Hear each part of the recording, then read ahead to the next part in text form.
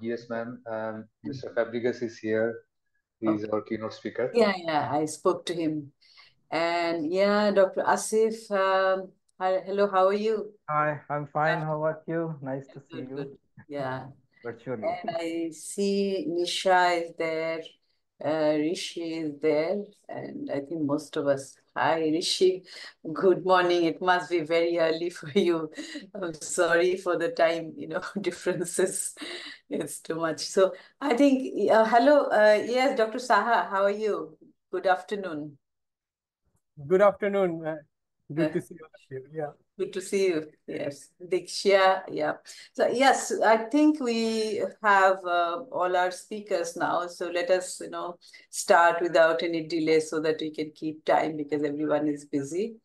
So Uh, Ma'am, just yes. for the information, we are live streaming the whole session to our CPD Okay. Facebook page. Okay, very good. And also you share the report in the box so that people Sure, have, yeah. sure. So yes, okay, then let me start the webinar today. So once again, mm, yeah. So once again, good afternoon, good morning to everyone wherever you are. My name is Famida Khatun. I am the Executive Director of the Center for Policy Dialogue, a think tank in Bangladesh. On behalf of the CPD and the Organization for Economic Cooperation and Development, OECD, I would like to extend a warm welcome to this webinar on multilateral development finance, which is being organized jointly by CPD and the OECD. And this is being organized on the occasion of the launch of the OECD Multilateral Development Finance Report 2024 in South Asia. Because as you know that this report has already been published on 5th September 2024. So today we are launching it in Bangladesh and South Asia. And in fact, this has been a regular program, almost a regular program by CPD to launch OECD MDF report. And we're really privileged and honored to have cooperated with the OECD on this issue. And this is because of the interest and experience we have on the issue of multilateral development finance. And the distinguished panelists who will speak today also have extensive interest on the issue. And apart from the panelists, we will also have a presentation by OECD economists. But before I invite the speakers and also introduce the speakers to you, let me give a brief background of today's webinar. So as we speak today on the findings of the OECD's MDF 2024 report, we also observe that the United Nations Summit of the Future concluded a few days back with a pact for the future. The pact aims to revitalize multilateral cooperation for global governance, development finance, and international peace and security at a time when the world is facing various economic, social, environmental, and geopolitical challenges. And we know that in 2015, the global leaders made a commitment to lift humanity from the grip of poverty, hunger, and deprivation while working to save the planet also. And they vowed that no one would be left behind. Although there has been some progress on the Sustainable Development Goals, SDGs, but on the whole, the progress is unsatisfactory.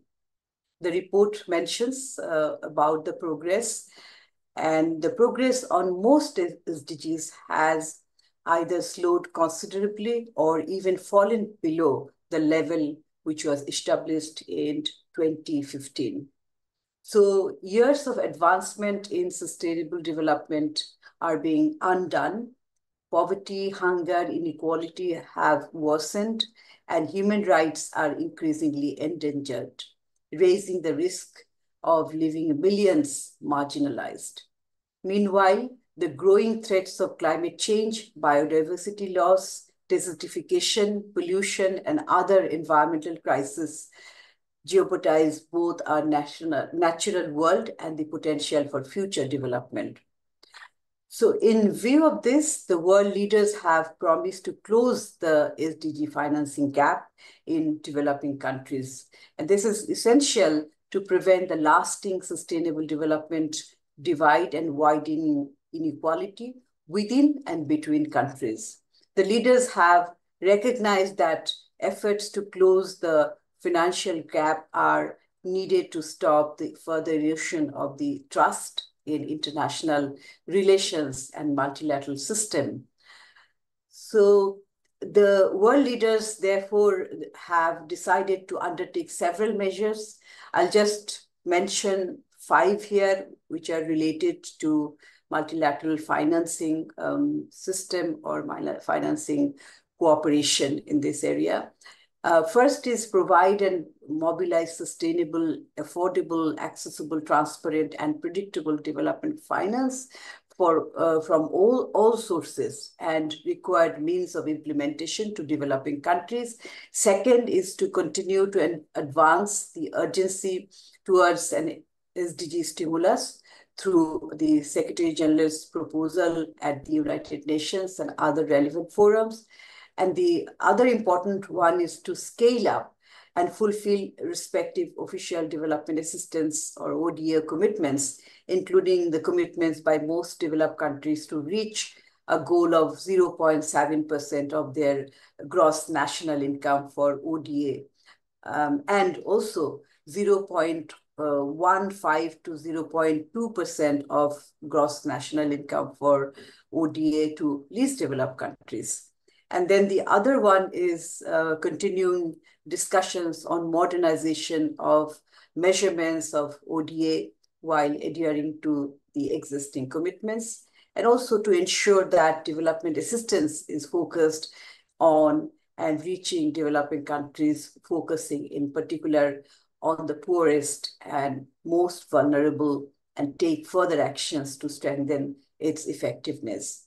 So the role of multilateral finance is crucial in view of the UN's emphasis on financing sustainable development of countries. OECD data, which you have also seen already, that these data indicate that the multilateral development systems market share of total official development finance has increased. In fact, during the period of 10 years between 2012 and 2022, the increase has been from 45% to 61%. However, given the demand for enhanced development finance, the capabilities of multilateral development finance should be expanded. This will require reform of the multilateral development finance system and also reform of the multilateral development banks. As you remember that the G20's independent review of MDB's capital adequacy framework launched in 2022 called for improving MDB's balance sheets and making lending restrictions flexible and affordable to lower income countries so that they can recover from the pandemic and achieve the SDGs. To match this, MDBs need to mobilize a lot of resources and particularly mobilize private sector finance to meet both developmental and climate goals. So in this context, the OECD Multilateral Development Finance Report 2024 is highly relevant for developing countries and also for South Asia. The report highlights that the world needs an effective multilateral development financial system to deliver on our promises of the 2030 agenda and support the recovery of developing countries from the ongoing crisis on multiple fronts.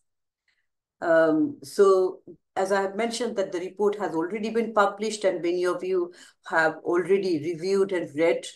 You can also download this report from the link I think my colleague Obro will share in the chat box. So as I have mentioned that we have an excellent set of panelists. We will hear a keynote presentation from the OECD, Mr. Abdoulaye Fabregas, who is an economist. Architecture and Analysis Unit, OECD Development Cooperation Directorate. And also we have several panelists. I will introduce them as they speak. I would also like to welcome all the speakers, panelists, and also all those who have joined us today, the friends from media and other colleagues from all over the places. Thank you very much for being connected with us. So without further ado, I would like to request Mr. Abdullah Fabregas to make his presentation. Over to you. Thank you very much. Thank you, Dr. Khathoum. Thanks to our distinguished panelists and also to the audience. It's really a pleasure for us at the OECD to have this ongoing collaboration, and as you mentioned, regular collaboration now with CPD to present and discuss the findings of our report.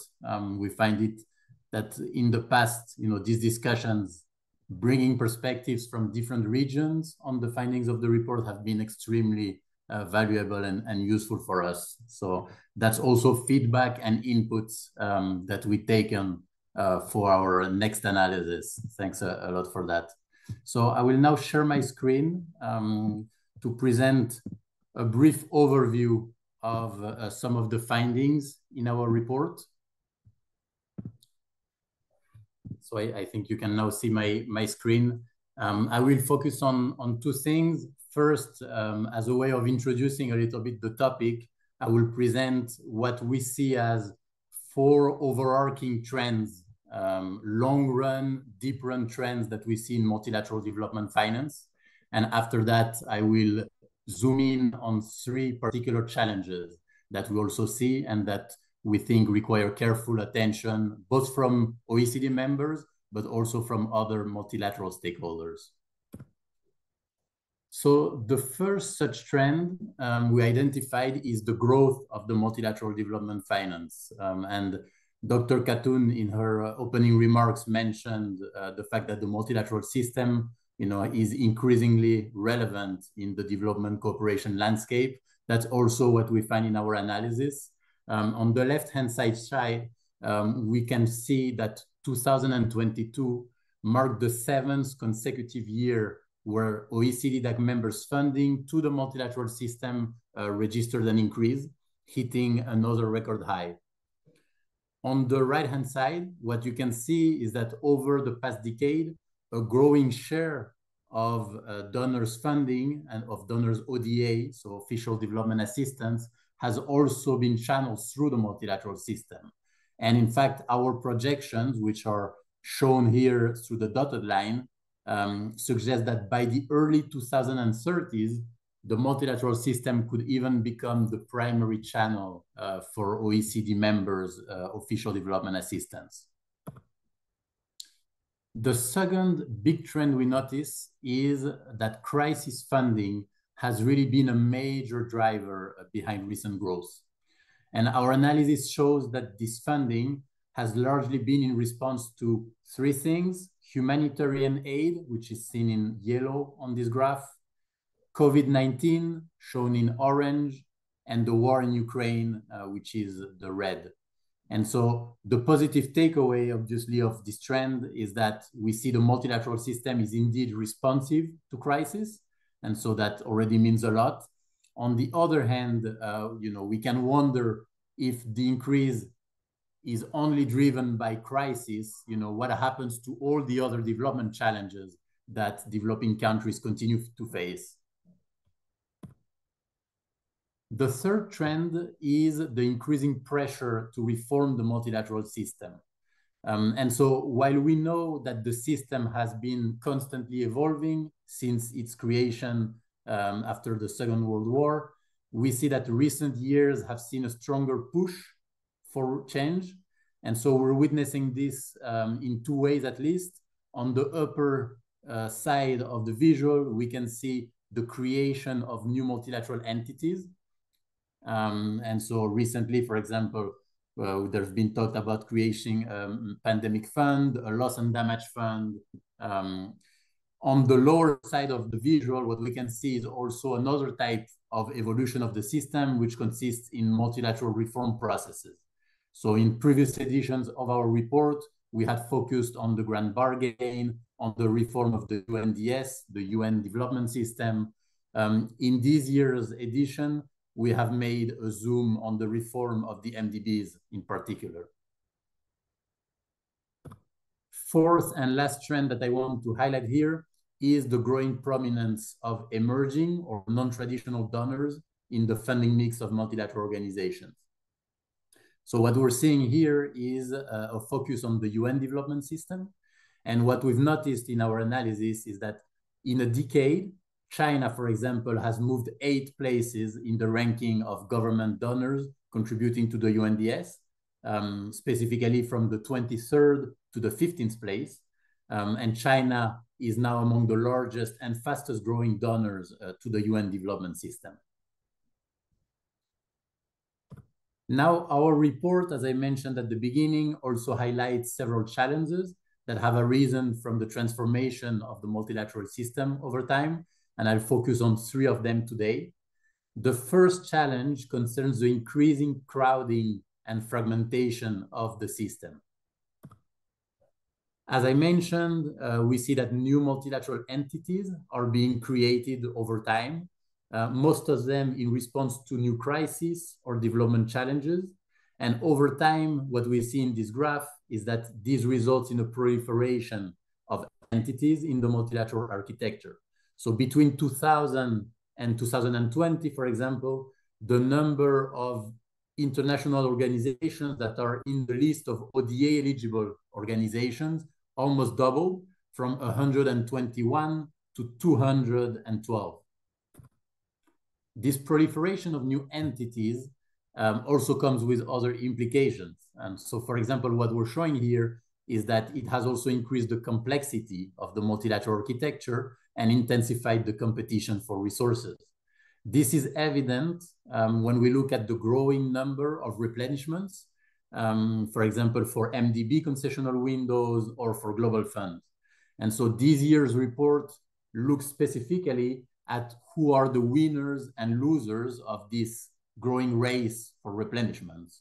And so what our analysis shows is that while funding for new global funds has grown in recent years, contributions to MDB concessional windows appear to have stagnated. Another point related to this fragmentation of the system, the emergence of new donors or non-traditional donors, which taken a growing prominence in the funding of these organizations. We think that represents an incredible opportunity for the system. At the same time, it also adds to the challenge of fragmentation as it can lead to competing priorities.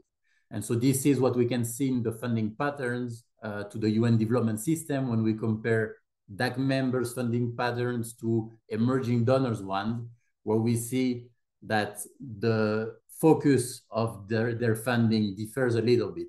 This is mostly driven by DAC members' use of earmarked contributions to fund humanitarian assistance and other type of projects. For example, on the left-hand side, we can see that a large share of DAC members' contributions go to humanitarian agencies, World Food Programme, UNICEF, UNHCR, whereas for emerging donors, the contributions, which are mostly made up of assessed contributions, go mostly to the core functions and agencies of the system, including its secretariat. The second challenge that I want to highlight relates to the quality of the funding that governments provide to the system. So over the past 2 decades, the practice of earmarked contributions has increased significantly among donors. On the left, what you can see is that the share of earmarked contributions in OECD DAC members' contributions to the multilateral system has increased quite dramatically over the past decade. It represented only 30% of their contributions to multilateral system in 2010. Right now, in 2022, it's almost half of it, so 49%. On the right-hand side, when we look at the 6 different panels, what we see is that earmarking, which was once mainly a UN issue, is now visible across the system, including in the World Bank, IMF, and also MDBs. And this is driven by responses to recent crises, COVID-19, but also Ukraine in the case of the World Bank and the IMF. Another interesting finding is that we see that while DAC members increasingly use the multilateral system to channel their development cooperation, and this is seen by the red arrow going towards the right-hand side, at the same time, they're also less willing to invest in the core functions of the system. And this is shown by the arrow going towards the bottom of the chart. So what we see is that core contributions to the multilateral system are decreasing as a share of overall multilateral contributions. And we think this has an impact on the capacity of multilateral organizations to fulfill their mandate and also to be flexible and reactive to new challenges. This trend is also visible when we look at individual DAC members on the right-hand side, for example. And what this graph shows in particular is that even DAC members that used to be strong supporters of core contributions, so of the core funding to the multilateral organizations, have now aligned toward a greater use of earmarked funding in their multilateral engagement. By contrast, what we see is that the funding pattern of emerging or non-traditional donors are quite different. And so while DAC members' contributions to the UNDS are largely earmarked, as we see on the left column, for emerging donors in the center column, we see that they still provide most of their contributions as core funding to the multilateral system. The third and last challenge we highlight today corresponds to the growing financialization of the multilateral system. Because we think that ongoing reforms of the system, including the ongoing reform of the multilateral development banks, the MDBs, show a lot of potential and promise. They are necessary and an important step, but they also require careful monitoring for their potential impact on the system, including in terms of allocation across countries. What we see in past trends is that MDBs are increasingly stretching their leverage capacity. So on the left, we see that OECD DAC members' contributions to multilateral development banks have remained relatively flat over the past decade, as shown in yellow and orange. This contrasts, for example, with the UN in blue, which has been soaring. And on the right-hand side, in stark contrast, if we focus on the yellow and orange for the MDBs, we see that the outflows or the financing that these MDBs provide have actually really increased. And this mismatch between inflows and outflows to MDBs is obvious due to their ability to raise financing by borrowing from capital markets. But we see that they're increasingly stretching this leverage capacity. And so this means that they're relying more and more on financial technique and innovation to increase their financing. So this trend reinforces a little bit what we refer to as the financialization of the system. On the left-hand side here, we estimated that ongoing reforms will allow MDBs to increase their financing capacity by around 30% over the next decade. So this is represented by the yellow reform path on the right-hand side chart. And we think this is significant. So this is, first of all, we want to highlight that this is a significant effort. At the same time, this still falls short of the ambitions that was set by the recommendation of the G20 Independent Expert Group, which had recommended a tripling of MDB resources. And so this tripling would correspond to the green reform path on the chart. Beyond this, beyond just the capacity to scale, the current direction of MDB reform also raises additional concerns. Again, things that we think should be monitored carefully. On the left-hand side, we see that many multilateral organizations have increased their financing over the past decade. But this has, in a lot of cases, been at the expense of concessional resources. meaning that the share of financing that they provide as concessional has decreased at the same time. And we think that this could pose problem for countries struggling with debt sustainability or the type of vulnerabilities. On top of that, a decline in concessional finance can also disproportionately affect some sectors like education. This is what we show on the right-hand side, because some of these sectors are more reliant than others on concessional resources. And so on the right-hand side, we see that financing for education, for example, has dropped significantly in recent years. My last slide has to do with some of the solutions that we outline in the report. I'll be brief on this, highlighting 5 points. First, with the ambitious goals set by the G20 independent experts, we think we need to prioritize funding approaches that leverage the multiplier effect of multilateral finance. And so this includes strengthening donors' contributions to MDBs, not just waiting for them to leverage more. Second, it's essential that we also ensure increased financing doesn't come at the expense of the poorest and most vulnerable. And so for this, we need to really preserve the concessional capacities of the system. Third, in a context of rising earmarked funding, there is a need for strategic financing dialogue, and we want to ensure that the core functions of the multilateral organizations are not underfunded, including by donors' tendency to earmark their funding more and more. Fourth, we think that effectiveness must be at the heart of decisions about multilateral funding and engagement. So taking into consideration their implications for the coherence of the multilateral architecture and the capacity of multilateral actors to coordinate and complement each other. And finally, with emerging or non-traditional donors playing an increasingly important role, we think it's also time to strengthen dialogue on multilateral cooperation between OECD-DAC members and other type of donors. And so we think that existing OECD policy and regional dialogue platforms like the regional policy dialogues could serve for that purpose. So I'll finish this, and maybe a last point is just to mention that for the first time since July, all OECD publications are now freely available without subscription or without paywall from the OECD website. So I think we shared in the chat the link to the report. Feel free to download the report because this is now available to all public. So I'll stop here. Thank you again, Dr. Khatun. I'm looking forward to the discussions. Thank you very much, Mr. Abdullah Fabregas, for this excellent presentation. I think a huge report has been really presented in such a way that it captures all the important messages.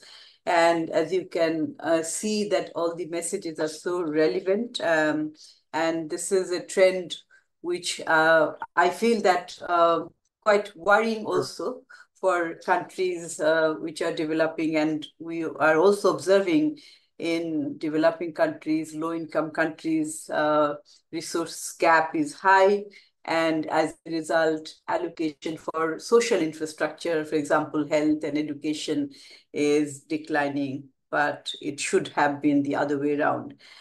So anyway, I would now turn to my panelists. So I'll start with Mr. Syed Yusuf Sadat, who is a research fellow at the Center for Policy Dialogue.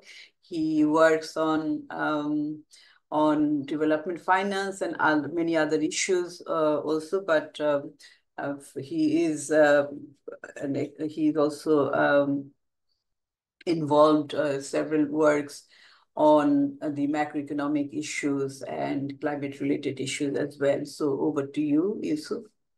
And you have about 7 minutes. Okay, thank you, ma'am, for this opportunity, and greetings to all the colleagues from all around the world.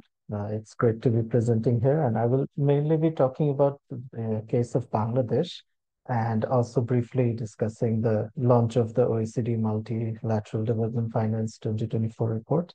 So as we are talking here today, the global economic landscape is obviously filled with lots of problems that are going on. There are economic shocks, climate change, rising debt levels in less developed countries. And these dynamics are, forcing us to rethink the way we approach development finance. And I believe that this report by the OECD has come at the right time in this sense. For Bangladesh, as many of you know, like in many other developing countries as well, external borrowing has been quite important for us in financing our development projects. But at the same time, this kind of external borrowing has introduced a lot of vulnerabilities into our economy. In the recent few years, Bangladesh has taken on more external debt than it did in the first few decades of its independence in 1971. And this has raised concerns about the country's debt sustainability. If we look at examples from history, we can see that many of the macroeconomic conditions that prevailed in Southeast Asian countries before the Asian financial crisis, they were also present in Bangladesh before the recent uprising. So over the past years, we've seen a transition in our borrowing profile from concessional loans to more commercial loans, and predominantly multilateral agreements shifting away to more bilateral agreements and suppliers credits, and combined with variable interest rate loans which are tied to SOFR, Euribor, LIBOR. All of these things have heightened our debt sustainability concerns and our vulnerabilities. And the consequences of this are becoming clear. The rise in variable interest loans is making us vulnerable, and it is vulnerable to liquidity crisis and debt distress. And in our research, we have found that even a modest increase in the global interest rates would severely affect our fiscal stability. And so debt sustainability in Bangladesh is now a matter of major concern. And at the same time, another major concern for us is our ability to generate sufficient domestic resources from our tax revenue. And historically, tax to GDP ratio in Bangladesh has been quite low, and inadequate domestic resource mobilization leaves us even more susceptible and more dependent on external finance. And as many of you know, Bangladesh, like many other vulnerable countries and least developed countries in the world, is on the front lines of climate change. Frequent and severe natural disasters have caused immense economic losses, and they have put a strain on our public finances.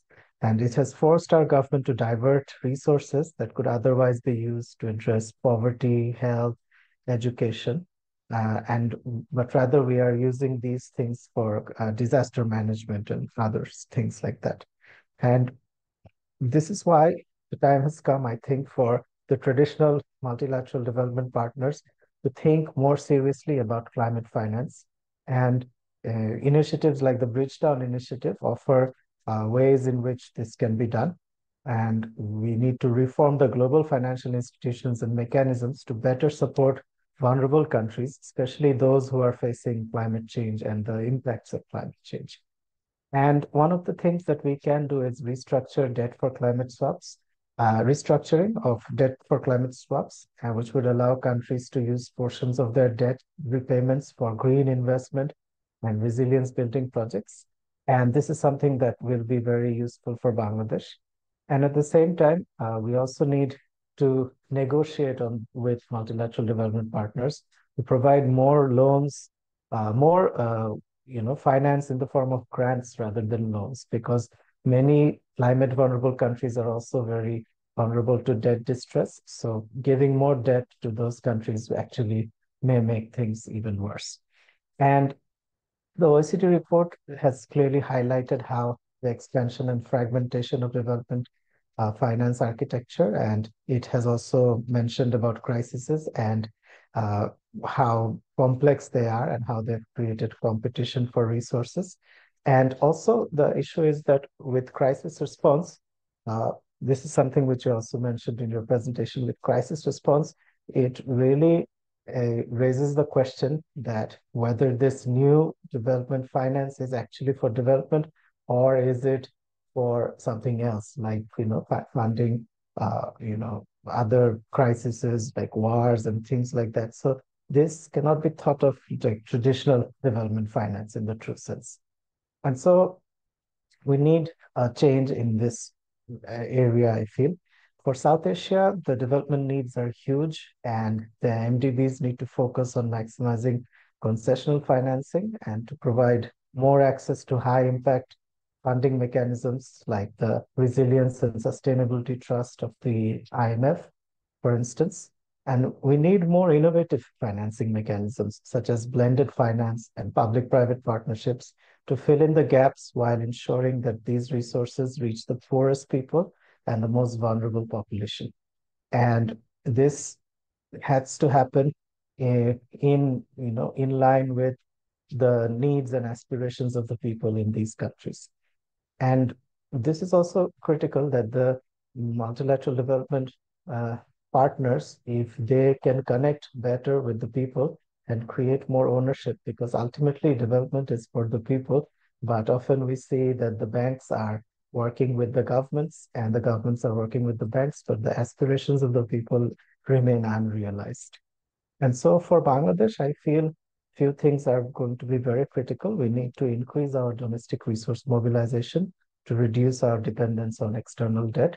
We need to be very careful about our loans, which we are taking on variable interest rates, especially from new emerging partners and from Southern partners. We need to strengthen our climate finance mechanisms because our climate financing needs are much higher than the finance we are generating at the moment. And we also need to engage with our emerging donors and go for more South-South cooperation. So with that, I think I will end here for now, and then we'll get back once the others speak. Thank you. Thank you very much, Yusuf, for those important points. These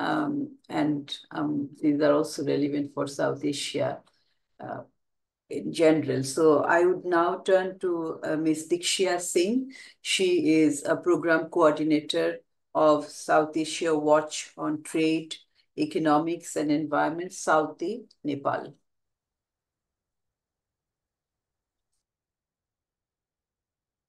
Good afternoon, everyone. Am I audible? Yes, you are. Yeah, You are. thank you. So, thank you, CPD, for providing me with this opportunity to share my thoughts on ODA and multilateral development assistance. And so, I would basically want to share how things are in Nepal with regard to overall ODA, ODA and multilateral development assistance. So, as Nepal is no different from a typical LDC, a least developed country, when it comes to financial needs and impediments, and is quite dependent on ODA. So much so that Nepal's annual government expenditure is financed through ODA. Like 20 to 25% of Nepal's annual budget is financed through ODAs. So ODAs include both grants and loans, and some form of technical assistance as well. So earlier, volume of loans and grants that Nepal received from development partners, including both bilateral and multilateral, used to be almost of similar sizes. And there were some years that grants were outrunning loans by quite some margin. So, however, for almost a decade, the loans have outstripped grants. As of now, like 75 to 80% of ODA that Nepal receives are in the forms of loans. So that has to be repaid with interest. So this change in dynamics coincides with multilateral institutions dominating the bilateral arrangements in Nepal's ODA landscape. So as the multilateral development partners, such as the World Bank, Asian Development Bank, their engagement increased, so has the loans increased, because obviously they deal with loans than with grants. So, and so that means the bilateral engagement has declined in Nepal. And I think it is obvious that developed countries, the development partners, they find engaging through multilateral development institutions to support the countries like Nepal uh, an efficient way, engaging through multilateral development institutions. So because it eases procedural and administrative hassles, and also there's some regulatory oversight also, it makes it easier. So overall, and also for the receiving countries as well, since engaging through multilateral agencies means that domestic politics would not waste too much in the decision-making process. Like, for example, in Nepal recently, like a couple of years ago, the U.S. government support to Nepal through its Millennium Challenge for this MCC got so much politicized, and the conspiracy theories were swirling so much that the support became so much so that the whole country was divided, and then all that noise created such a situation that the legitimate concerns involving their support and the modalities and the projects they were supporting, it got diluted and whole narrative shifted to something else. So in that manner, engaging through multilateral agencies could be a less chaotic and efficient for both the parties. So, however, but since multilateral engagement through multilateral development agencies, which are mostly banks, multilateral development banks, their engagement and their support comes in the forms of loans. So there is some concern. And so, because there's growing unease with regard to growing external loans in Nepal. So at present, Nepal's GDP to loan ratio is about 42%, but of which half is internal borrowing. And so the current level of exposure to external sources, external loans, does not have any reason to be alarmed in any fiscal sense. However, the way the rapid increase in debt post 2016, since Nepal became federal country, and how rapidly it has been increasing, and why the loans are being taken, mostly it seems that government is taking borrowing these loans to support its recurrent expenditure rather than in capital formation. So that's why there is a bit uh,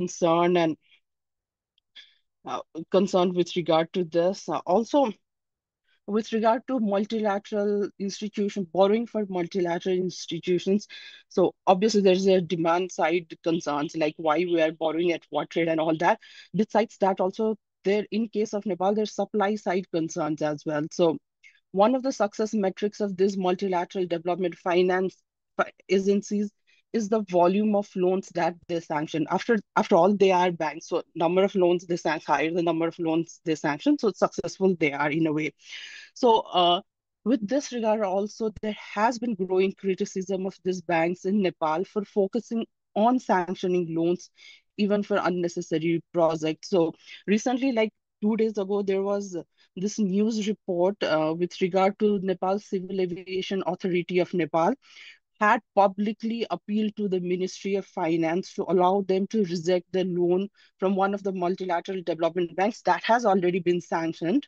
But they said to construct a new airport terminal at one of the regional airports. So according to the news reports, the Civil Aviation Authority did not need the new terminal because the state airport for which it was borrowing was not performing well, and they did not see any reason to further borrow to invest in something that is not already giving them any returns.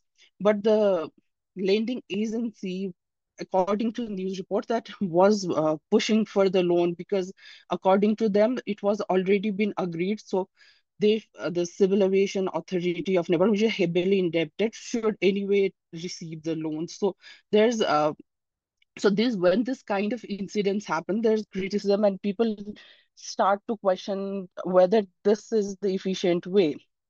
So moreover, and this multilateral development banks in Nepal have been facing criticism for pushing loans for humanitarian causes, such as there have been projects that loan finance projects on climate change adaptation and nutrition security programs also. Ideally, this kind of program should be supported through grants, not loans. So, and from the government sources also, uh, they complain that this administrative and associated cost when they are engaging with multilateral agencies also become substantial down the line than compared to bilateral agencies. So uh, I want to wrap this up by calling attention to need of clarity with regard to multilateral development banks engagement with soon-to-be graduated least developed countries, so like Nepal and Bangladesh as well. Although these agencies consider the country's income status to set the concessional interest rates and to set the grace and repayment periods as well. And there's some label of credit rating of these countries, like how their credit worthiness also comes into play. So, but being LDCs does also, though they say that it does not, this being an LDC also factors in their classification of countries in their grouping, like ADB does consider LDC status. So there needs to be more clarity that how will this countries during their transition period, like immediately after the transition, how will the concessional loans that they are being provided with, like, and all the other loans that they might be vying for will factor in their LDC status. So I think this could be more important in the near future, as the report just this OECD report highlighted that concessional financing has already been shrinking from these banks.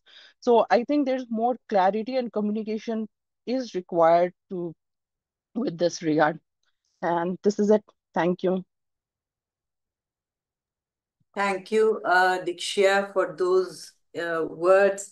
I think you have rightly highlighted the issues particularly relevant for the graduating LDCs, where Bangladesh is also a candidate to be graduating in 2026.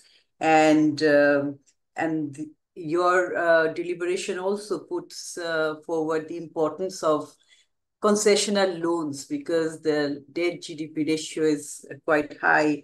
And we have seen in the presentation of Fabregas that the share of concessional loans is also not very promising, but it is, I mean, very important. And also for the graduating countries during its transitional period, it's the importance of multilateral finance, and concessional finance is very important. Once again, thank you. Now, I would call upon Dr. Nisha Arunatilake, who is a research director at the Institute of Policy Studies of Sri Lanka, IPS. So, Nisha, over to you. And congratulations on your successful elections. So, yes, over to you. Th Thank you very much, Farida. Yes, we are very hopeful. So I also agree that the multilateral system is increasingly important and relevant in the development landscape. And this is Sri Lanka is a case in point. We've been having issues since 2019, the Easter Sunday attacks and the COVID and the economic crisis. And I don't think we could have survived without assistance from abroad. And I also want to say at this point that we also share some of the concerns presented by Yusuf for Bangladesh. We face similar kind of problems. But I'm actually not going to be focusing on that. I think multilateral system is important not only because of the financial resources the system brings into countries that need them, but also because of the development assistance come with technical support, which can boost the planning and project implementation capacity of local partners. And as you have seen in the case of Sri Lanka, we've had so many government changes and ministerial changes that the capacity of the institutions to manage projects and deliver development is increasingly being challenged. So this is not really a subject that I usually work on, but I'm going to present based on the experiences that I have had from working with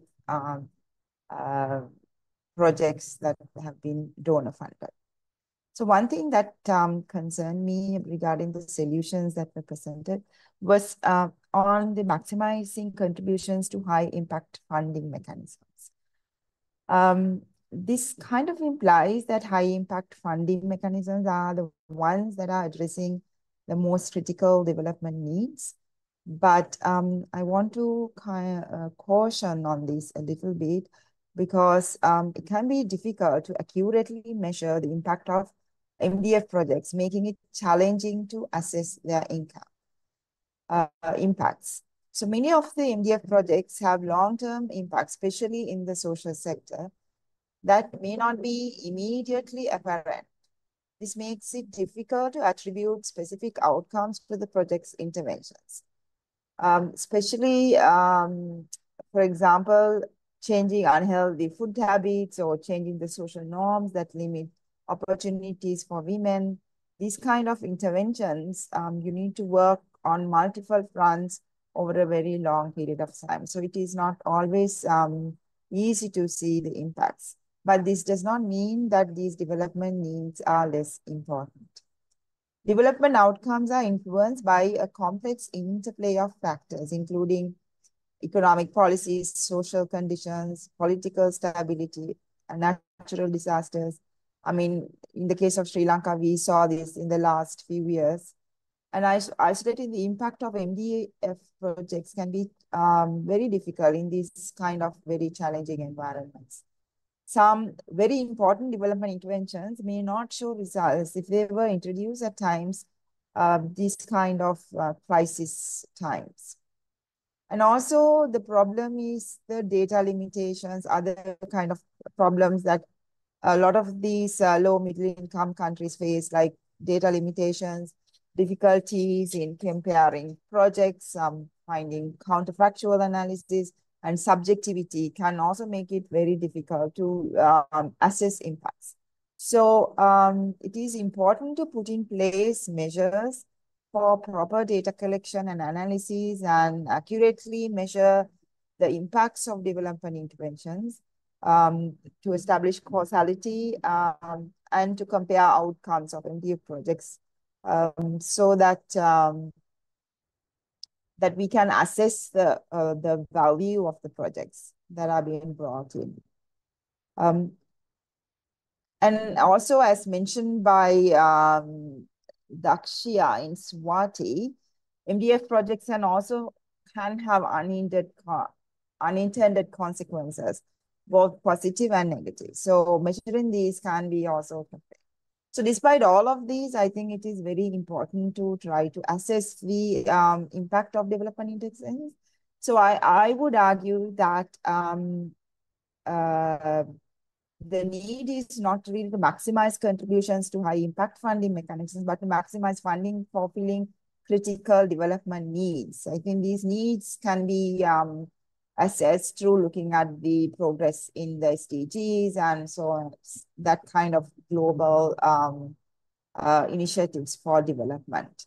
And also I want to say that such funding should give special attention to improving the impact of investments. So rather than not only putting money in where the impact is high, you should identify where the need is and then try to improve the impact of investments. These investments should be longer term and flexible so that the countries can adapt to changing environments. I think this is very critical. In this regard, it's also very important, I want to highlight, and I think this is something that CPD is also working on a lot, using the local researchers and local stakeholders in designing, implementing, and monitoring development projects. This is very important for ensuring sustainability of projects. Otherwise, with local level changes that are happening, that as we experience in the case of Sri Lanka, the project implementation can be very difficult, and the impact of the development impacts of the projects can be compromised. So to give you one example, a few years back in Sri Lanka, one multinational development agency conducted a very comprehensive analysis to assess the growth bottlenecks of the country, spending a lot of money. Just around the time the results of this exercise was made available, there was a government change. So the recommendations of the project could not be fully implemented. There was also an attempt to reframe the report to fit the policy priorities of the new government, but that also had limited success. And what the project experienced at the time was the project was mainly done by outside researchers who also moved on to new projects. So although the local researchers, like we were also at IPS, were also involved in the project, we had minimal inputs. So we didn't have any ownership over the project. So as a result, they were not keen to use the generated knowledge or influence policy using the knowledge to shape policy designs and make use of that knowledge. So this just illustrates the importance of engaging local researchers and getting them fully involved in projects so that they are able to make use of this the knowledge that is created and the experiences to shape policy even when the project period ends. So that is also one way of improving the effectiveness of the development finance. I think along with using local stakeholders, it's also important to align developer interventions to local national development plans and priorities to ensure that they are relevant and sustainable. So, but in that regard, I think it is important to strengthen the capacity of the national development agencies because sometimes they are also not able to design development policy, especially when there has been a lot of turnover. So some of the funding should also be geared towards capacity building and providing some financial autonomy and flexibility to these institutions so that they can change the design of the projects as and when the social economic conditions of the countries change. Also regarding the solution effectiveness at the scale through better coordination and coherence, I agree with this very much. I think it is very important again to improve the efficiency of the development the finances. Here again, strengthening country ownership and leadership can improve the ODA coordination. So ensure development funds align with national development plans to prioritize local needs and avoid duplication efforts. And country level institution strengthening is also necessary to make this happen effectively. So I have also experienced, there are couple of examples that I personally have experienced where two different development partners have worked on the same issue because the country level institutions have requested to do so, partly because they were not able to distinguish the differences. So, I mean, such kind of duplication of efforts needs to be minimized to maximize the effectiveness of the limited funding that is available for these countries. So again, for this as well, better data knowledge sharing and coordinated planning can make better use of existing knowledge and enhance the coordination and resource use efficiency. So in conclusion, what I want to say is while working on improving fund availability for multilateral development funding, a lot can be done also to improve the effectiveness of existing funds. In this regard, engaging more with local researchers and stakeholders is very important. They can improve the sustainability of development interventions and make them more adaptable to the local level changes. They can also monitor and assess the impact of development interventions, taking into account multiple factors that result in the outcomes of the intervention. And these findings can be useful for convincing donors to support, provide more support for the development funding as well. Thank you. Thank you, Nisha, for those very important points. You have raised the issue of coordination, coherence, alignment, country ownership, and also engaging more local experts in projects and the implementation of projects through efficient utilization of the funds are really crucial. Thank you. And now I would turn to Dr.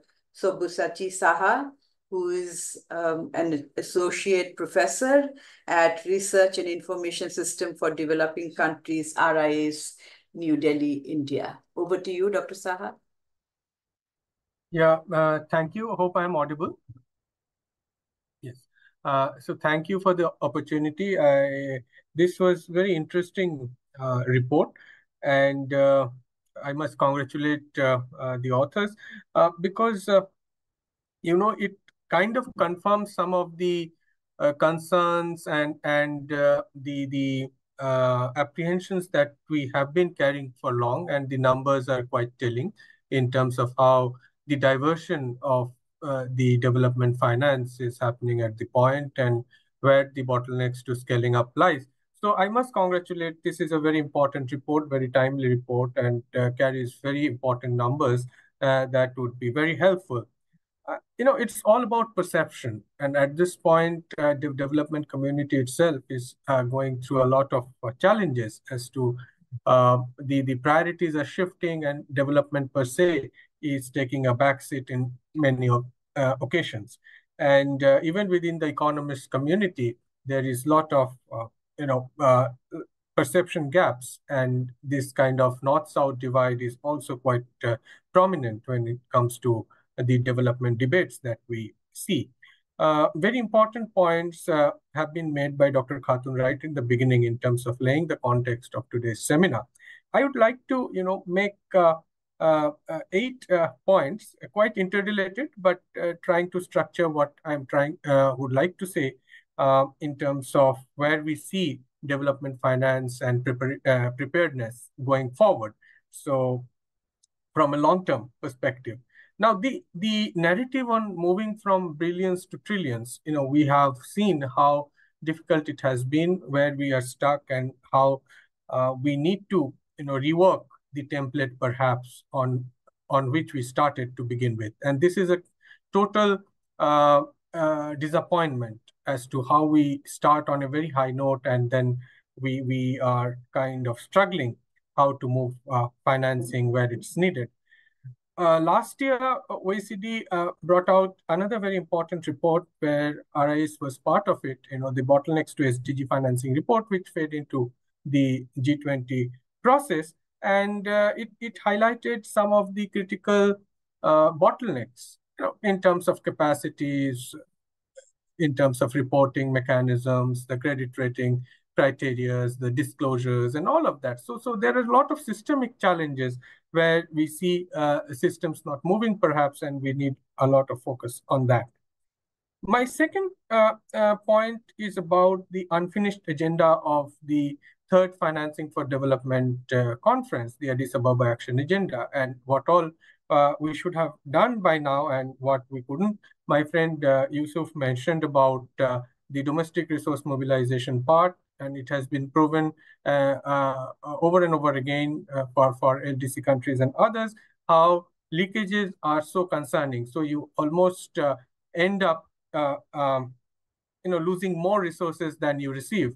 So a lot of reforms in that area that was initially thought through the Addis Ababa Action Agenda, and where all the shortfalls lies in terms of reforming the global tax regime and other areas to prevent the leakages as we see, because we are still at the mercy of the market forces when it comes to the growth models that we are pursuing at this point. So definitely there is a need to look at the unfinished agenda of the Addis, and as we head towards the fourth Financing for Development conference. So this is an important area.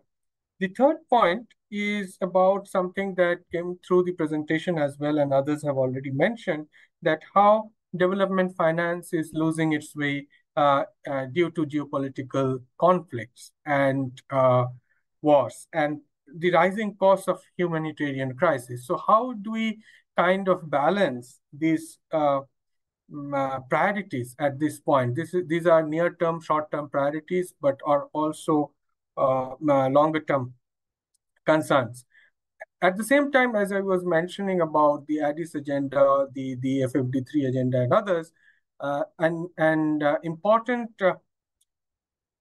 dimension currently is about inequalities. So unless and until we place a structure that is more favorable to developing countries, inequalities are going to rise, and we think that development finance alone may not be adequate to stem the rising inequalities that we see, that would put pressure on the economic systems going forward.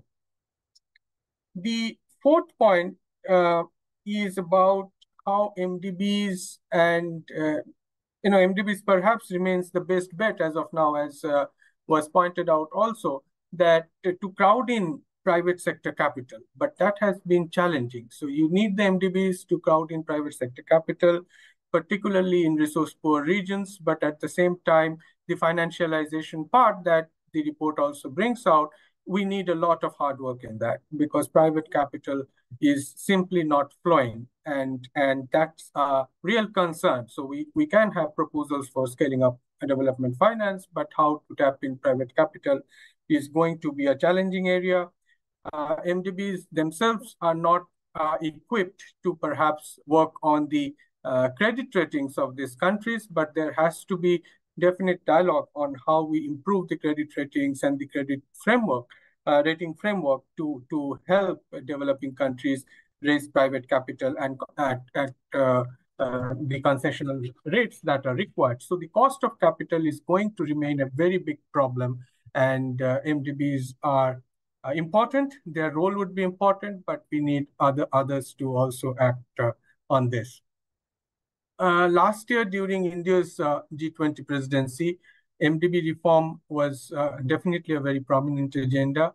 And now the report, the Larry Summers and N.K. Singh committee report has been published. So we know how the graph that was shown in terms of business as usual and the optimistic scenario, and how do we scale up the capacities of the MDBs. So how do we have better MDBs, how we have bigger MDBs, and how to work on the definite contributions that are coming from the member countries, but also how do we scale up through private sector finance and others are going to be an important agenda.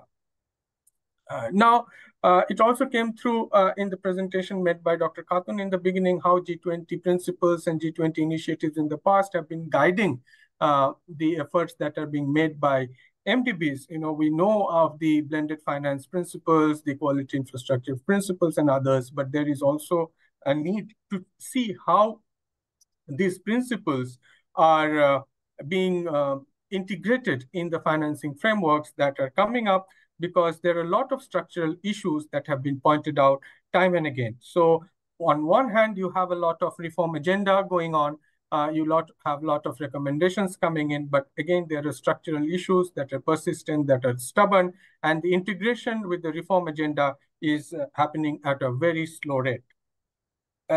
Then the critical consideration is also to reverse the crisis in the SDGs. We are just through with the Summit of the Future and last year's UN SDGs report, with the shortfall in the SDGs and the climate challenges. So this is going to be a very, very difficult area, the fractured development and the climate agendas and the deeper frustrations going forward, because you try hard, but you are unable to kind of connect the two. And the developing countries are at the receiving end for particularly when it comes to the climate crisis. But the way forward lies perhaps in looking for some new ideas and out of the box approaches on how we integrate development, sustainability, and other needs, and also overcome the critical needs of the global South at this point. You need to have a thinking on what kind of new actors you need to empower, what kind of capacities you need to create, who are the ones who are going to take development and sustainability together. Last year, India championed this idea of lifestyles for sustainable development, lifestyle for environment, and G20 agreed on a set of 9 high-level principles. And if you see the 9 high-level principles on lifestyles for sustainable development, it is a very beautiful prescription of how we kind of integrate the development and the climate agendas and how we bring in convergence. There are proposals to empower certain stakeholders where you need to put in money. You need actors on the ground. You need people to, and the institutions to work towards sustainability. So how you spend money is also important. So this integration, this new thinking on sustainability, on having sustainable economic systems in place. So you cannot put in money in a old economic system, which is unsustainable, which creates inequalities, which creates unsustainable consumption patterns, etc. So the move towards sustainable development is also through how we see societies coming up, how we see economic systems coming up in a more sustainable way. And I think there is a lot to think about how we kind of not only mobilize resources, but also how we spend some of these resources. The one point, as you know, as I have been talking about G20 and its role in kind of debating and discussing the MDB agenda, the MDB reforms agenda, the development finance agenda, but you also need to have the stakeholders in the group. So you need to have countries who are not part of some of this discussion in the room. So last year we saw African Union being made part of G20, so they're a member of G20. Bangladesh currently is a member of the New Development Bank. So you really need to have a very inclusive and participatory approach when it comes to reforms of some of the multilateral processes and how we see more value addition coming in terms of moving from quantity to quality.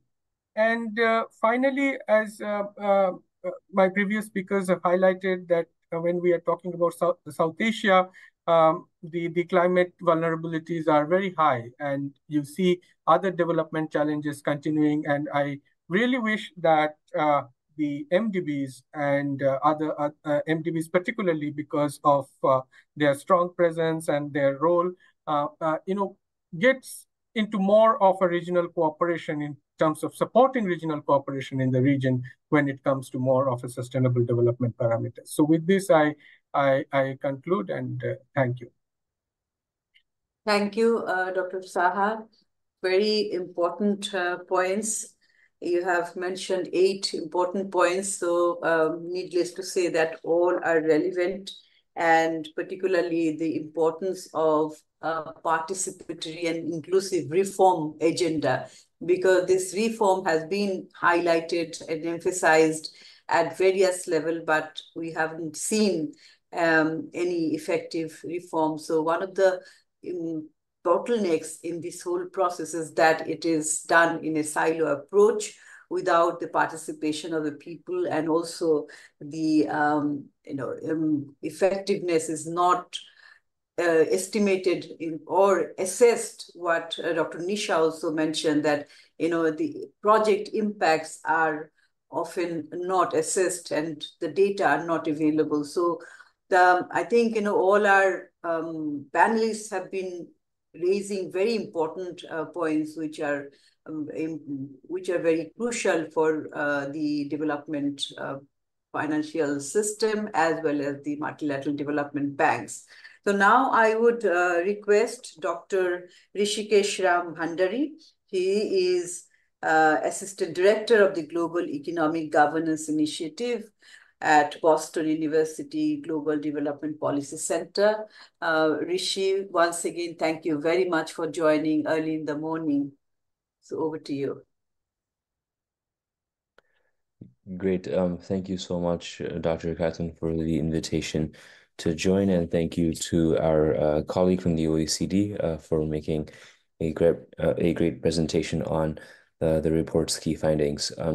I'll make 3 points, and I'll be fairly straightforward, since my panelists have already covered a whole range of topics. First is the need for multilateral finance. Second is regarding the principles of effective development cooperation. And third is regarding addressing proliferation that the report also touches on. So first and foremost, starting with the need for multilateral finance, it's clear that countries in the South Asian region need substantially scaled up multilateral finance, particularly given the fact that the cost of capital is very high and countries have limited market access. And so therefore, the need is very much there in terms of really having the scale of finance that's required. It's also become especially clear that the If you look at the trends in clean energy investments, in particular, recent statistics from the IEA suggest that 85% of new investments have primarily taken place in advanced economies and some major emerging markets and developing economies. Now, when you look at this within the region, you also see a very similar skew. Certain countries have made the bulk of the investments when it comes to clean energy. So you also see the same dynamic playing out within the region as well. Now, moving to the second point regarding the principles for effective development cooperation, I'm really glad that there's a very clear chart that shows the increase in the increase in the earmarked contributions. Now, what we have seen over time also, and this is related to earmarked contributions, but more generally pertaining to bilateral finance as well, is the growing presence of tied aid. And this is particularly visible in the case of climate finance. And this, I think, again underscores the importance of revisiting some of the principles of effective development cooperation that the international community had really converged upon back in the early 2000s, which I believe, again, needs revisiting, given the trend that we have seen through the charts in terms of the growing presence of earmarked aid, but also more generally in terms of tied aid, because these really run counter to the consensus that we have reached regarding what really makes finance effective. Now, of course, that was done in the context of development finance and not necessarily in the context of climate finance. But given the extent to which climate change has been mainstreamed within development finance and the growing fraction of climate finance more generally speaking, I think there is a need to have that conversation regarding what really makes sustainable development finance writ large more effective. And the third and the final point where I'll conclude is really thinking about the root causes of proliferation.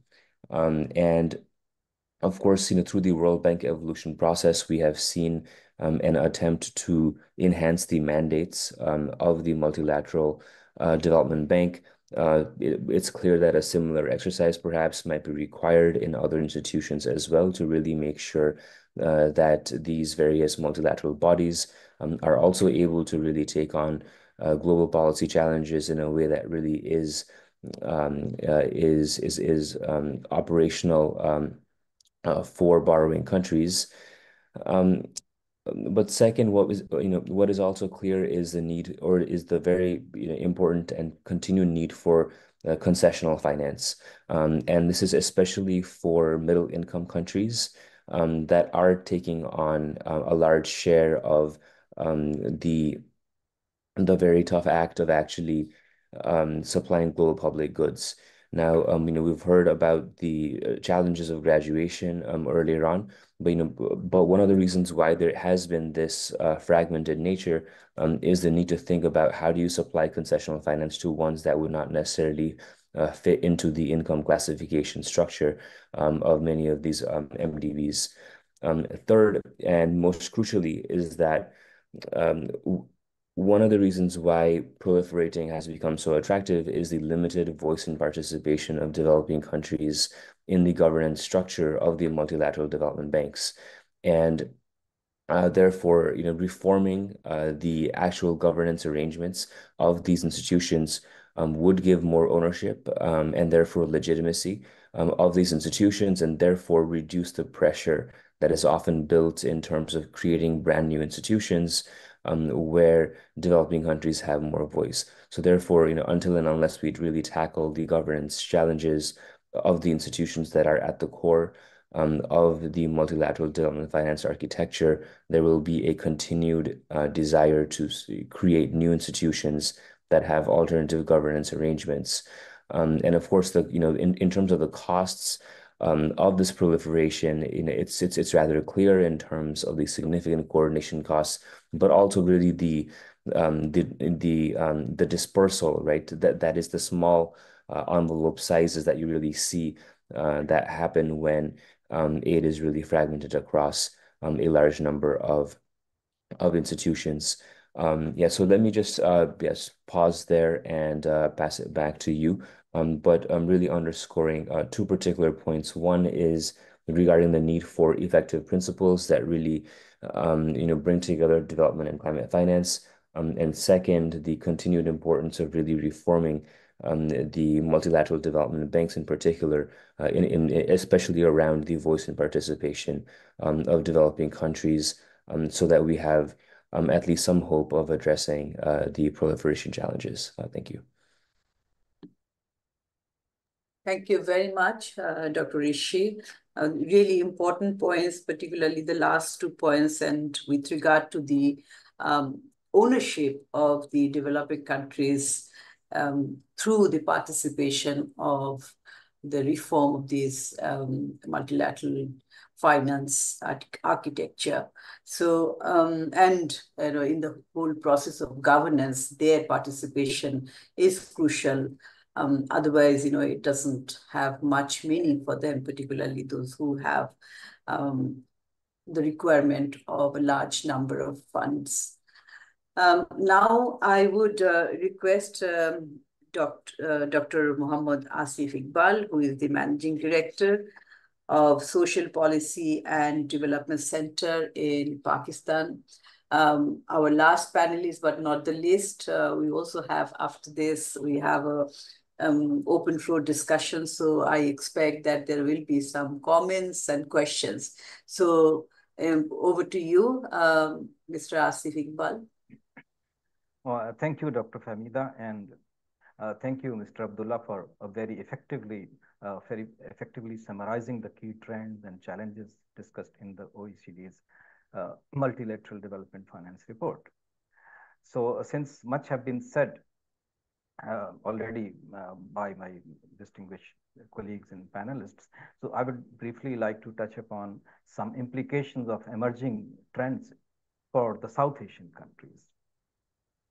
So while the increased role of multilateral organizations in channeling the ODA has provided these countries, I mean the South Asian countries, overall development countries, with access to valuable resources, technical expertise, global coordination, and so on and so forth. But we know that it also presents some challenges.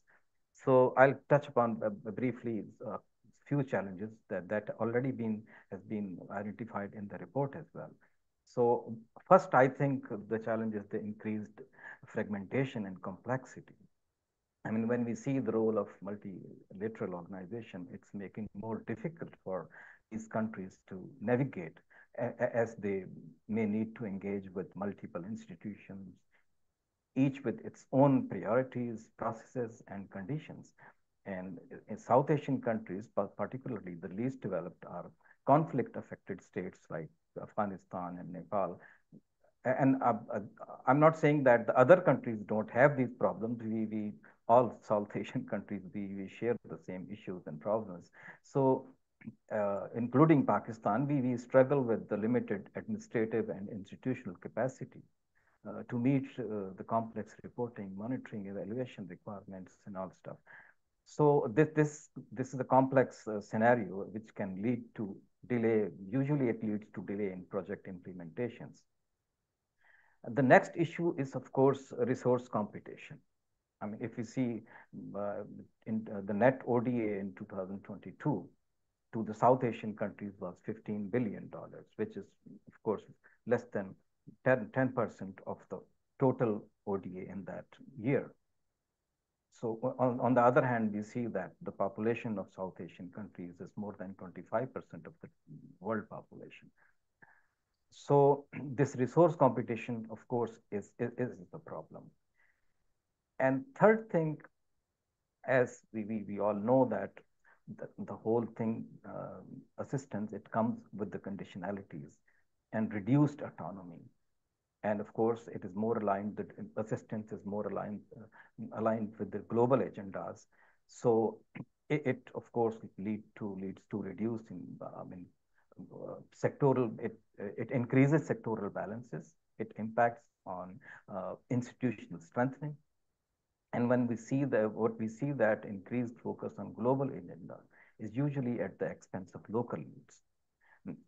Sometimes we see in conflict with, it is in conflict with national priorities. So South Asian nations, what we see here, they find that their priorities, the priorities of multilateral organizations such as climate change, gender equity, global health, they may not always align perfectly with their own immediate concerns like infrastructure development, poverty reduction, or education.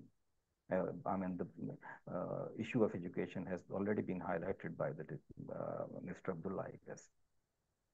So while the other issue is, of course, the earmarking of funds. So while earmarked funds provide much needed resources for specific projects in sector, so they also limit the flexibility, coherence, and sustainability of national development efforts. So then I mean, the South Asian nations, we must navigate the complexity of donor-driven priorities, sectoral imbalances, and of course, potential debt risk to ensure that the development strategies remain effective and aligned with their long-term development goals. And next issue, of course, it has already been talked about, is the potential debt accumulation. I mean, some multilateral funding, they come in the form of loans rather than grants, so which could exacerbate the debt burden of developing countries. Particularly, we see that if these funds are used inefficiently or for short-term projects without long-term benefits. So many South Asian countries, such as Pakistan and Sri Lanka, have relied heavily on multilateral loans, often provided by the World Bank, IMF, to finance development projects, which of course leads to unsustainable debt burdens. And the other issue which has been talked about, of course, already is the emerging donor and geopolitical dynamics. What in the emerging trend, what we see that countries like China and India are becoming increasingly influential in multilateral development finance, which is a good thing that they are doing their own bit. But while the contributions help diversifying funding resources, they can also introduce new geopolitical dynamics, which may lead to competition for influence in the region, and they may alter, and they do alter, traditional donor-recipient relationship.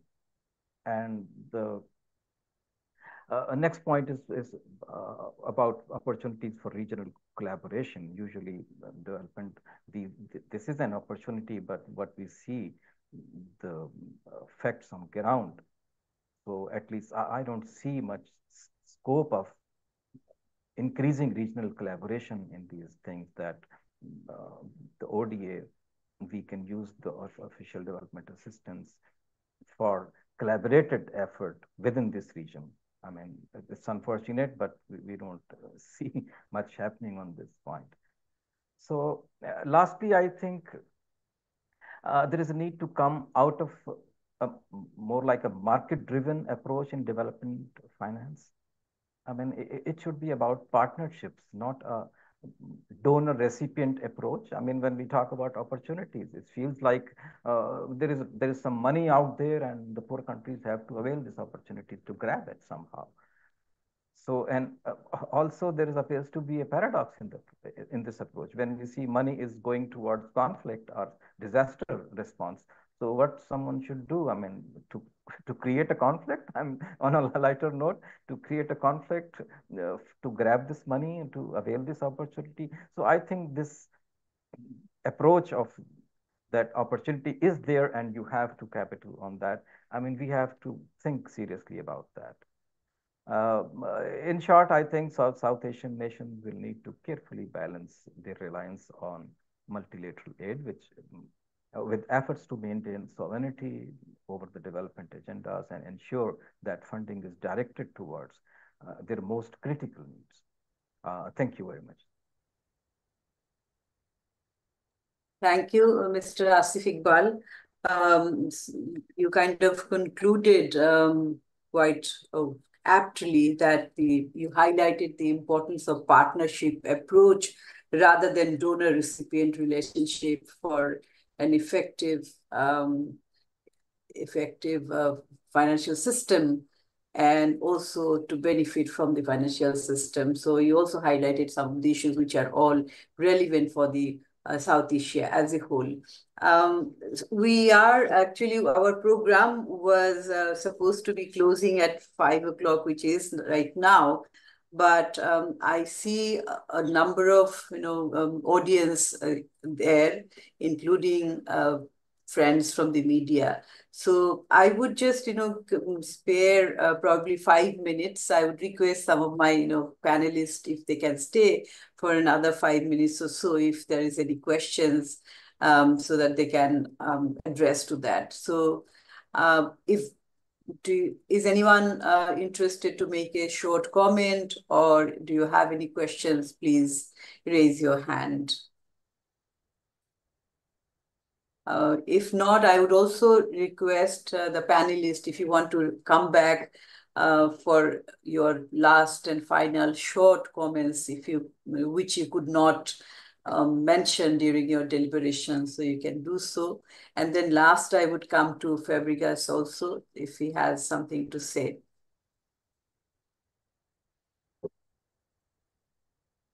Yeah, I don't see any hands. So Fabregas, would you like to make a last intervention? Absolutely. Thank you very much. And thanks to all the panelists for these excellent comments and feedback and interventions. So obviously won't be able to react to all of them, conscious of the time here. But maybe a few things that I wanted to highlight, because it links to some of the findings that we had in the report that obviously we could not present exhaustively today. So again, inviting all to check the report online now that it's freely available. One is on what has been said about the need for the multilateral system to do more on private capital mobilization. I think several panelists have alluded to that. We've definitely seen in our analysis that many multilateral organizations are making efforts on this. There's a lot of ongoing initiatives, including, for example, at the World Bank with the initiative to triple the guarantee program and doing a one-stop shop with at MIGA. Even looking, in recent years, we see that the share of private finance mobilized by the multilateral system that goes to least developed countries has doubled over the past decade. It represented, I think, 4% a decade ago, now 8%. Nonetheless, we still feel that it's still small and still much more has to be done. So looking forward to more efforts on this. Second point is also to clarify a little bit what we were mentioning about concessionality. For us, the main point is to ensure that the focus on scaling up multilateral finance is not at the expense of concessionality. And so while we think that there is a place for financial innovation, and for example, some initiatives like the SDR rechanneling can have very positive results, including for the poorest and most vulnerable countries, we think that you need to counterbalance that with donor effort as well. And so what concerns us is seeing this trend of very flat contributions by donors to the MDBs. And we think that if we want to preserve their concessional capacity, and so that means also their capacity to continue supporting the most vulnerable, donors also need to chime in and increase their effort on this. And lastly, just on the point, so completely agree with the panelists that mentioned, also the need to ensure an efficient use of the funds, not just to maximize, funding to high impact mechanisms. I guess we still think that there is some place for our members at the OECD to be careful about where they put their monies in the multilateral system. And again, we're not suggesting that they need to move away from contributing to social services and infrastructure. On the contrary, but we think that they need to be thinking strategically. When they earmark more and more, most of the funds that they're earmarked is unleveraged. Whereas when they contribute to mechanisms like IDA or other concessional windows from the MDBs, we know that for every dollar that donors contribute, IDA and the likes are able to give $3 or $4 to developing countries, and particularly important as concessional resources.